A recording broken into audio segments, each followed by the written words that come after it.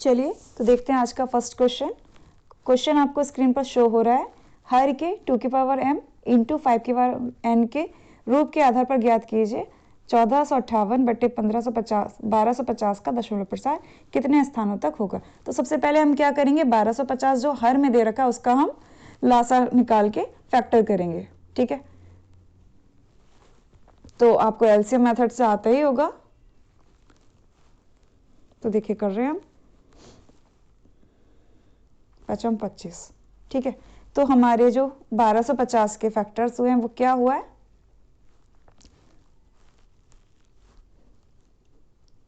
2 गुणा 5 गुणा 5 गुणा 5 गुणा 5, यानी 5 हमारा 4 बार आ रहा है। तो देखिए जब भी आपको दशमलव स्थान पूछा जाए कि कितने स्थान तक होगा तो हम देखिए केवल हम 5 देखते हैं कि कितनी बार आ रहा है।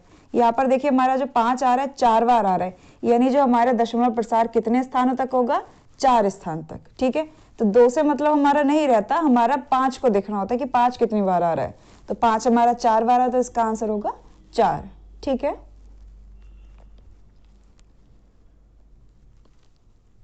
चलिए देखते हैं नेक्स्ट क्वेश्चन। समीकरण दे रखी है और पूछ रहे हैं इसका क्या हल होगा। ऑप्शन दे रखे, अद्वितीय हल, अनेक हल या जो भी। तो सबसे पहले a1/a2 निकालेंगे। तो पहली समीकरण से a1 हमारा 2 है, दूसरी समीकरण का a1 1 है। ठीक है, अब v1/v2 निकालेंगे। तो पहली समीकरण में y का गुणांक यानी v1 हमारा 1 है, दूसरी समीकरण में y का गुणांक -1 है। ऐसे हम c1/c2 निकालेंगे। पहली समीकरण से -3 है, दूसरी समीकरण से 2 है।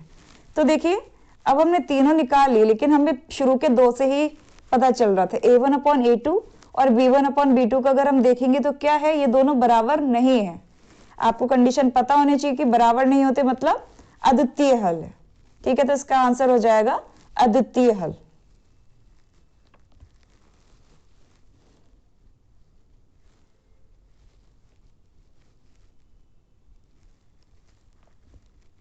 चलिए देखते हैं नेक्स्ट क्वेश्चन। यदि समीकरण के मूल बराबर हैं तो सी का मान ज्ञात कीजिए। मूल बराबर की एक कंडीशन होती है, आप सभी को पता होगा, अगर नहीं पता है तो देख लीजिएगा। v² - 4ac बराबर 0। देखिए समीकरण द्विघात समीकरण होती है तो पहला x² का गुणांक a, x का गुणांक b, अचर पद c। तो देखिए b हमारा यहाँ -8 है तो रख दिया, 4 गुणा a हमारा 2 है, c हमारा c ही है। ठीक है, तो -8 का वर्ग करेंगे 64 होगा, क्योंकि माइनस का वर्ग करते हैं माइनस खत्म हो जाता है। 4 दूनी 8c। अब हम 8c को उधर ले जाएंगे, प्लस का हो जाएगा, और 8 कहाँ जाएगा, 64 के नीचे। तो c बराबर आ जाएगा 64/8, यानी 8 हमारा आंसर हो गया 8। c की वैल्यू 8 आ गई। ठीक है, चलिए देखते हैं नेक्स्ट क्वेश्चन। हमें समीकरण दे रखे हैं 2 और पूछ रहा है का हल होगा। अब हल इनका कैसा होगा वो आपको बताना है। तो फिर से हम सेम वही करेंगे, a1/a2 की वैल्यू निकालेंगे। पहली समीकरण से 1, दूसरी से 2, b1/b2 की निकालेंगे। पहली समीकरण से b1 3 आ रहा है, दूसरी समीकरण से y का गुणांक 6। तो 3 से कट कर देंगे, 3 दूनी 6 यानी 1/2 हो गया ये हमारा। ऐसे हम c1/c2 निकालेंगे। तो पहली समीकरण से 5, दूसरी से 16।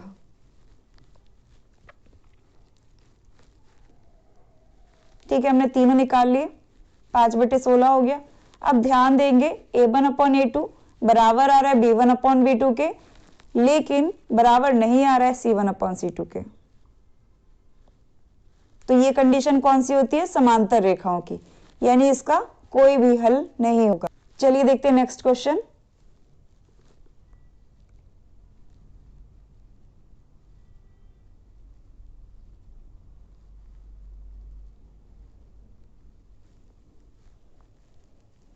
आपको 2 त्रिभुज दे रखे, ABC और BD, 2 समबाहु त्रिभुज इस प्रकार हैं। D भुजा BC का मध्य बिंदु है। ठीक है, तो हमने सबसे पहले एक त्रिभुज बना लिया, ABC हमने त्रिभुज बना लिया। BC का मध्य बिंदु D है। ठीक है, और इसमें आगे बोल रहा है तो त्रिभुज ABC और BDE के क्षेत्रफलों का अनुपात हमें ज्ञात करना है। तो देखिए D हमारा बिंदु है BC का मध्य बिंदु, तो इसको हम ड्रॉ करेंगे। ठीक है, ये हमने मध्य बिंदु से लिया है। डी मध्य बिंदु है बीसी का। इस क्वेश्चन में थोड़ा सा मिसप्रिंट है, यहाँ पर ई मध्य बिंदु होगा ए बी का। ठीक है,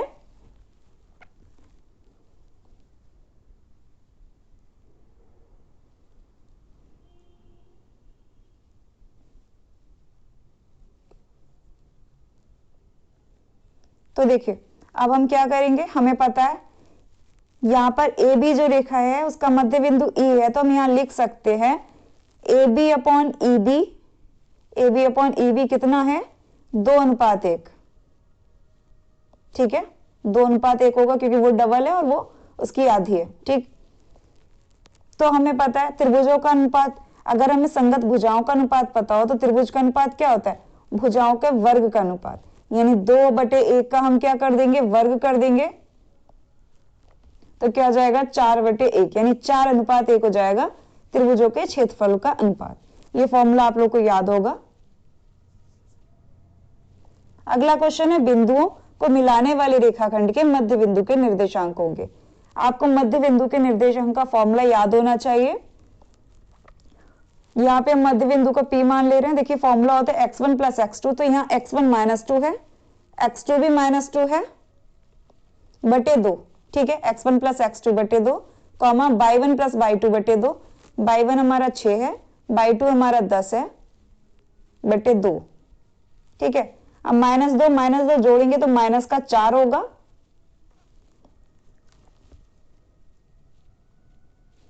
माइनस के 4 को 2 से भाग कर दे तो -2, 6 और 10 जोड़ेंगे 16/2 यानी 8, यानी -2,8 हमारे मध्य बिंदु के निर्देशांक हो गए।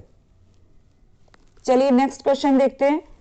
चित्र में त्रिभुज एबीसी के आधार बीसी के समांतर रेखाखंड पीक्यू खींचा गया है। ठीक है, यदि पीक्यू अनुपात बीसी हमें 1:3 है तो एपी अनुपात एबी, देखिए पीक्यू अनुपात बीसी हमें दे रखा है 1:3 यानी 1/3, तो हमें एपी अपॉन पीवी निकालना है। तो देखिए पीक्यू बटे बीसी अगर 1/3 है तो एपी अपॉन एबी भी हमारा क्या होगा, 1/3। ठीक है, तो अभी हम यहां से निकालेंगे एपी बटे पीवी बराबर क्या होगा, एपी की जगह एपी रहने देंगे, पीवी को हम क्या लिख सकते हैं, एबी माइनस एपी। चित्र में ध्यान से देखिएगा, एबी माइनस एपी, तो देखिए एपी बराबर 1,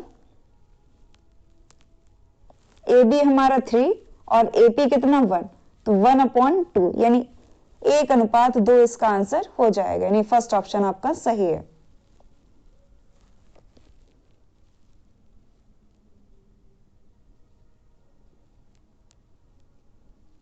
चलिए नेक्स्ट क्वेश्चन देखते हैं। साइन ए इक्वल टू 4/5, तो tan ए की वैल्यू क्या होगी।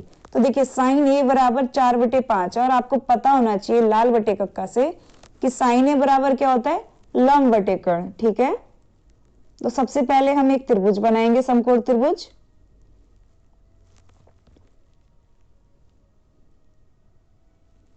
उसका लंब हमारा 4 है, कर्ण हमारा 5 है, तो आधार आपको पाइथागोरस से निकाल लेंगे 3 आएगा।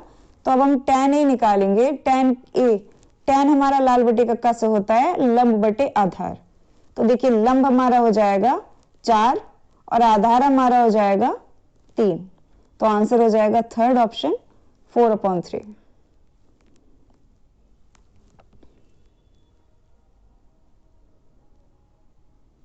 चलिए नेक्स्ट क्वेश्चन देखते हैं।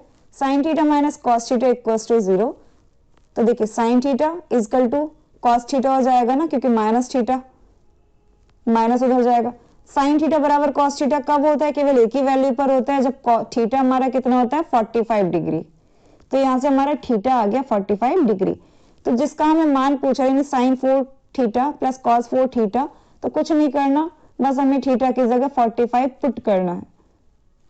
तो देखिए साइन 4 थीटा यानी साइन 4 थीटा यानी 45, तो कितना होता है 1/√2 का पावर 4, 1/√2 की पावर 4 कितनी होती है 1/4 प्लस 1/4। अब एलसीएम दोनों का सेम है तो 2/4 हो गया, कट करेंगे तो आंसर हमारा हो गया 1/2। सिंपल क्वेश्चन था, बस थोड़ा सा ट्रिकी था। चलिए देखते हैं नेक्स्ट क्वेश्चन।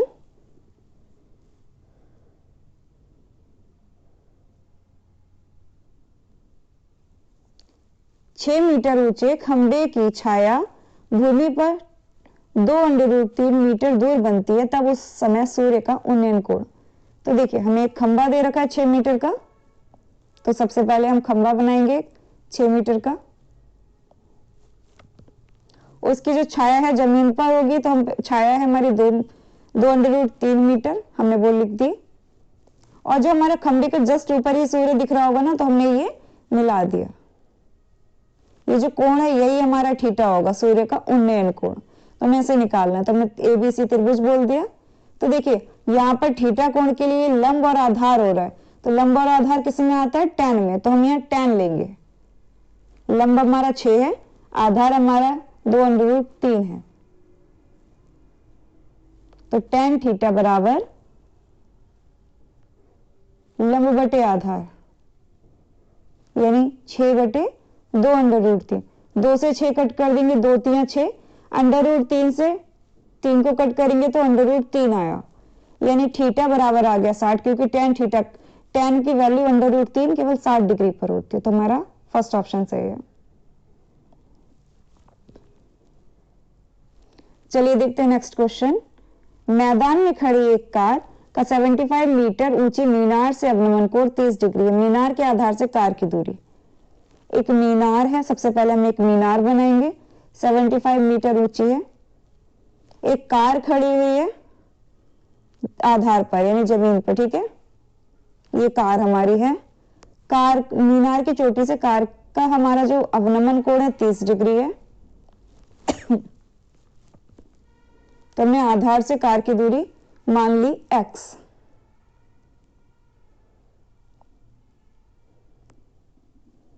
त्रिभुज हमारा एबीसी हो गया, ये दूरी हमारी x हो गई।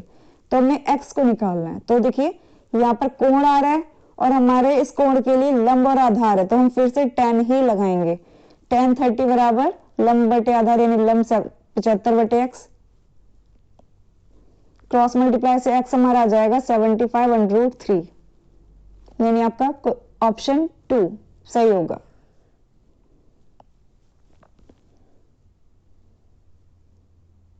चलिए देखते हैं नेक्स्ट क्वेश्चन।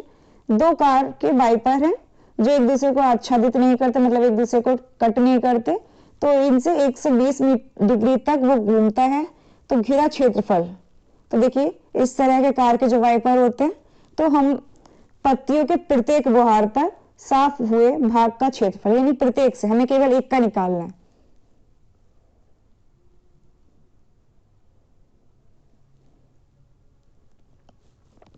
तो देखिए क्षेत्रफल वाला है और एक क्षेत्रफल कैसा है, त्रिज्यखंड जैसा हो रहा है ना, तो हम फॉर्मूला वही लगाएंगे, थीटा बटे 360 पाई आर स्क्वायर।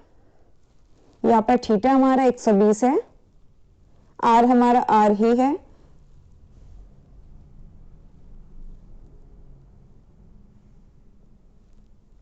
तो हमारा आंसर हो गया 1/3 पाई आर स्क्वायर।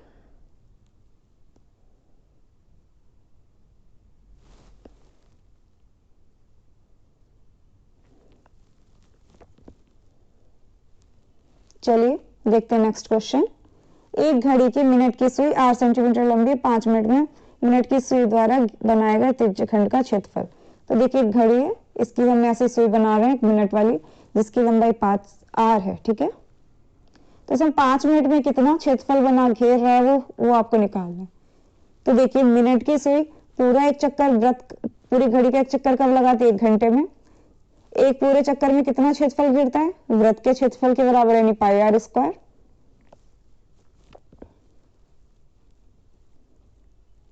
एक घंटे में एक चक्कर लगा रही, तो 1 मिनट में कितने चक्कर लगाएगी, 1/60, क्योंकि मिनट है ना, 1 घंटे में कितने मिनट होते हैं, 60, इसलिए 1/60 चक्कर। तो 5 मिनट में कितने लगाएगी, 5/60 चक्कर। 5 मिनट में होंगे 5/60 चक्कर। चक्कर का मतलब वृत्त का क्षेत्रफल, यानी पाई आर स्क्वायर। 5 से 60 को कट करेंगे 12 हो जाएगा, यानी 1/12 पाई आर स्क्वायर। ये आपका आंसर हो गया।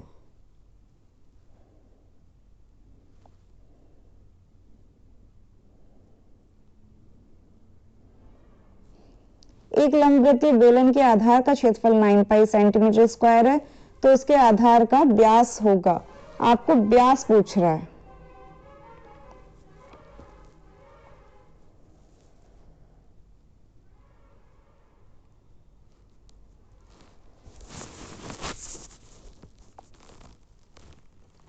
तो सबसे पहले हम बेलन बनाएंगे।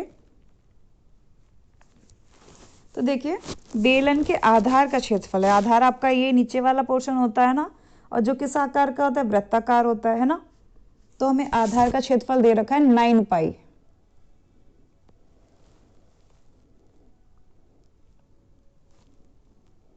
और क्षेत्रफल का फॉर्मूला क्या होगा आधार का, पाई आर स्क्वायर, क्योंकि वृत्ताकार होता है।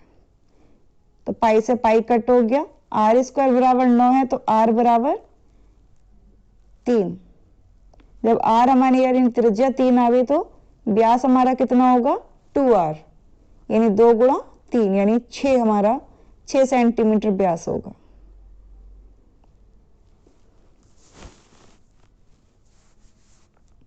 अगला देखते हैं क्वेश्चन। एक गोले की त्रिज्या r, बेलन के आधार की त्रिज्या r, ऊंचाई 2r है, तो गोले और बेलन के आयतनों का अनुपात हमें निकालना है।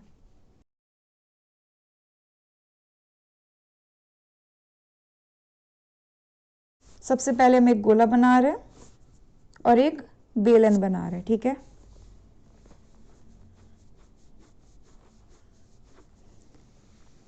गोले की त्रिज्या हमें r दे रखी है, बेलन के आधार की त्रिज्या r दे रखी है, और बेलन की ऊंचाई हमें 2r दे रखी है। और पूछ रहा है गोले और बेलन के आयतनों का अनुपात। तो हम ऊपर गोले का, क्योंकि गोले और बेलन यानी ऊपर गोले का रखोगे आप, नीचे आप बेलन का, तो गोले बटे बेलन।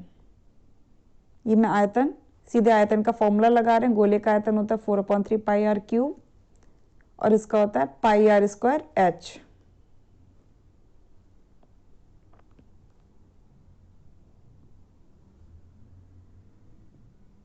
पाई से पाई कट गया, आर नीचे भी आर की घात 3 है, ऊपर भी वो कट गया,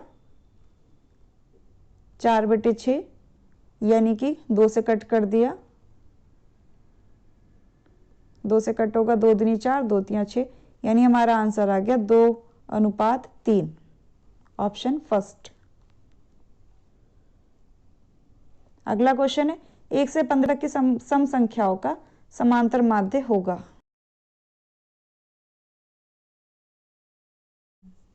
तो देखिए माध्य बराबर होता है पदों का योग बटे पदों की संख्या। जो सम संख्या केवल हम 1 से 15 तक लेनी है तो क्या होंगी, पहली 2, 4, 6, 8, 10 प्लस 12 प्लस 14, 1 से 15 तक के बीच की यही होंगी ना सम संख्या, बटे अब इन संख्याओं को गिन लेंगे, 1, 2, 3, 4, 5, 6, 7, यानी 7 पद हैं तो 7 से नीचे हम भाग करेंगे। अब ऊपर हम जोड़ेंगे, कितना हुआ टोटल, 6 4 10, 8 2 10, 10 10 20 30 40 50 और 4 2 6 56, 56/7 कट करेंगे, 7 8 56, तो हमारा आंसर आ गया 8, यानी ऑप्शन सेकंड हमारा सही है।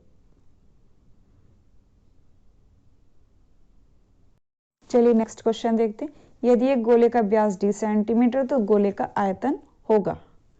तो देखिए व्यास आपको दे रखा है d, तो त्रिज्या क्या होगी d/2, क्योंकि व्यास की आधी होती है। तो अब हम क्या निकालेंगे, आयतन का फॉर्मूला होता है 4/3 पाई आर क्यूब, यानी त्रिज्या क्यूब, तो d/2 का क्यूब।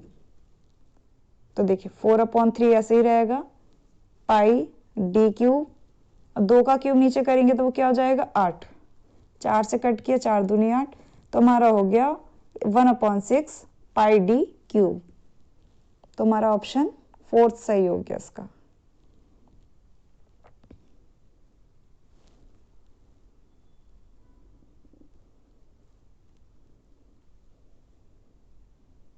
अगला है दो समरूप त्रिभुजों की भुजाओं का अनुपात 9:16 है, तो इन त्रिभुजों के क्षेत्रफलों का अनुपात। बहुत सिंपल क्वेश्चन है, हमें पता है भुजाओं का अनुपात हो तो क्षेत्रफलों का अनुपात बहुत इजीली निकाल सकते, क्या करते, भुजाओं के अनुपात का वर्ग।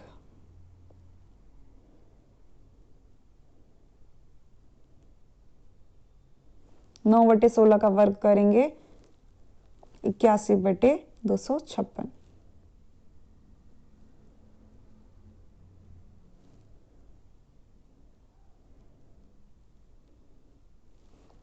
एक त्रिभुज की यदि भुजाएं दे रखी ए बी बराबर 6√3, ए सी बराबर 12, बी सी बराबर 6, तो बी का मान, तो देखिए ए बी बराबर, तो हम पहले ए बी स्क्वायर करेंगे, बी सी स्क्वायर करेंगे और ए सी स्क्वायर करेंगे। ए बी स्क्वायर 108 और 36 अगर देखेंगे तो हमारा हो जुड़ के हो रहा है 144। तो यहाँ पाइथागोरस थ्योरम सेटिस्फाई हो रही है, यानी ए सी का स्क्वायर बराबर आ रहा है A B square plus B C square. जब भी हमारी पाइथागोरस थ्योरम ऐसा सेटिस्फाई हो तो हमारा जो कोण बी है तो वो क्या होगा, 90 डिग्री। ठीक है।